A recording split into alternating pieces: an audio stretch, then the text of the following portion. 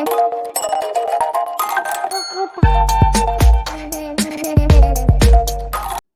Everyone, इस video में बात कर लेते हैं भारत डायनामिक्स लिमिटेड की। क्विकली एनालिसिस देख लेते हैं। चैनल को लाइक एंड सब्सक्राइब करना मत भूलिएगा। तो बीडीएल में आप देख रहे हो कि स्टॉक में यहाँ आज तेजी देखने को मिली है और कुछ दिन से अगर कंटिन्यूएशन देखें तो अपवर्ड मोमेंटम लगना शुरू हो गया था। बुलिशनेस चल रही है अभी भी स्टॉक में। अब स्टॉक में सपोर्ट जो बना है सबसे इंपॉर्टेंट वो बना था यहाँ 1570 के 3 के अराउंड। यहाँ से स्टॉक में फिर से बुलिशनेस आई थी। पहले अगर आप देखें तो यही लेवल एज अ रेजिस्टेंस का काम कर रहे थे, फिर यहीं से सपोर्ट बना और रिसेंट भी यही सपोर्ट लिया स्टॉक ने 1567 और यहाँ से फिर तेजी पकड़ी। अब ऊपर के लेवल पे अगर आप देखें तो ये ट्रेंड लाइन के अराउंड 4 यहाँ पे हर्डल हो चुके हैं ऑलरेडी और इस ट्रेंड लाइन के निकलने में हर बार ही दिक्कत हो रही है। तो जब तक ये ट्रेंड लाइन नहीं निकलती तब तक कोई एज़ एन ब्रेकआउट देखने को नहीं मिलेगा। ट्रेंड लाइन निकलेगी तो स्टॉक ऑब्वियसली एक अच्छा मोमेंटम पकड़ेगा ऊपर की दिशा में। तो जब तक ट्रेंड लाइन नहीं वो टूटती है तब तक कोई ब्रेकआउट नहीं है। और ये ट्रेंड लाइन बन कहाँ से रही है वो भी देखिए। यहाँ से इन 3 लेवल से ये ट्रेंड लाइन बनती हुई शुरू हुई है 22 के अगस्त जुलाई के आसपास से। तब से ये ट्रेंड लाइन यहाँ से बनी है और यहीं से स्टॉक ने तेज़ी पकड़ी है। और फिलहाल की बात अगर करें तो आज भी स्टॉक में हर्डल यहीं पे हुआ है 1960 1916 के अराउंड। यहाँ पे स्टॉक में सबसे ज़्यादा सेलर्स देखने को मिले और वहीं बायर्स की अगर आप बात करेंगे तो बायर्स नीचे इस लेवल के आसपास थे 1888।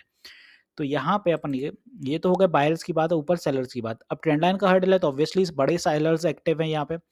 अब जब तक ये लेवल सस्टेन नहीं करता है तो क्या होगा कि यहाँ पे कल फिर से एक और कोशिश होगी ऊपर जाने की। नहीं सस्टेन करता है तो फिर रिवर्सल आएगा। 2-3 दिन अगर सस्टेन नहीं कर पाता है तो यहाँ बड़ा फॉल फिर से आएगा, जैसा ये वाला बना था रिसेंटली और यहाँ भी आप देखें तो बना था। वही लेवल फिर से देखने को मिल सकते हैं आपको। तो जब यहाँ पे ब्रेकआउट होना बहुत नेसेसरी हो गया है बीडीएल में, क्योंकि एक रेंज बाउंड स्टॉक हो गया है और जब ऐसे रेंज हो जाती है और कंसिस्टेंटली जब ऊपर लेवल नहीं ब्रेक होते हैं तो ब्रेकडाउन आने की चांसेस ज़्यादा रहते हैं कि बड़ा ब्रेकडाउन ऑफ डेफिनेटली आ सकता है। तो जब तक ये ऊपर के लेवल ब्रेक नहीं करता है तब तक आपके लिए जो इंपॉर्टेंट सपोर्ट लेवल है वो समझिए। अपना जो पहला सपोर्ट है 1850 के अराउंड समवेयर हियर रहेगा। Next support in the same line will be somewhere here at around 1794 से लेके 1800 और तीसरा सपोर्ट लेवल जो अपना स्टॉक में सबसे इंपॉर्टेंट है 1750। 50-50 पॉइंट के सपोर्ट हैं बट कहीं न कहीं कारगर हैं और काम करते हुए नज़र आएँगे। तो ये तो हुए अपने सपोर्ट अगर स्टॉक पुल बैक दिखा रहा है या नीचे की दिशा पकड़ता है। बात करें ऊपर की दिशा के लिए स्टॉक में अपने सपोर्ट्स सॉरी रेजिस्टेंसेस कहाँ पे होंगे? तो अगर ऊपर की दिशा स्टॉक पकड़ता है तो अब रेजिस्टेंस दिखेगी अपन को 1917, क्योंकि ये स्टॉक का हाई है। सस्टेन कर लेता है तो ऊपर की दिशा में फिर अपना जो स्टॉक जाएगा 1950 रहेगा और 1950 के बाद जब सस्टेन कर लेगा तो स्टॉक अपने को अच्छा चलते हुए नजर आएगा। फिर जो बड़ा टारगेट है स्टॉक के लिए वो है 2000 का। एज वेल ये साइकोलॉजिकल लेवल भी है तो फिर बड़ा हर्डल जहां देखने को मिलेगा वो रहेगा एज इन 2000 पे। तो फिर यहीं तक रैली होनी होगी। अब यहाँ पे सबसे बड़ी इंपॉर्टेंट चीज़ है कि कल जब स्टॉक चलेगा, यहाँ ये लेवल ब्रेक करता है तो 1937 एंड देन 1950 ये 2 बड़े हर्डल का काम करेंगे, सेलर्स बहुत रहेंगे।